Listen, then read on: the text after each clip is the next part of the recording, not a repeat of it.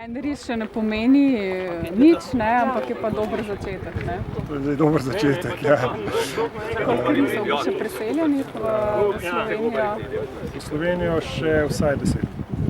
Prav 10 sigurno, če se bo kakšno kaj zgodilo, ali pa če bo šel na kakšno območje, ker ga ne bomo mogli nazaj pripeljati, se bo pa tako žival nadomestil z drugo. Cilj, končni cilj tega projekta Lifelinks pa je? Je 14 živali vključenih v populacijo. V projektu imamo pa nekako načrtovan odlov večjih živali, ker ponavadi s kakšno živaljo odrekajo. In s tem naj bi v bistvu slovenskim risom zagotovili dolgoročno preživetje? Ja bi rekel srednjeročno.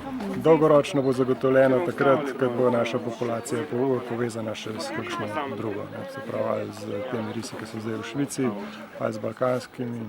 Se pravi, ko se bo to nekako povezalo, takrat bo dolgoročno zagotovljeno, to je pa zdaj srednjeročna rešitev.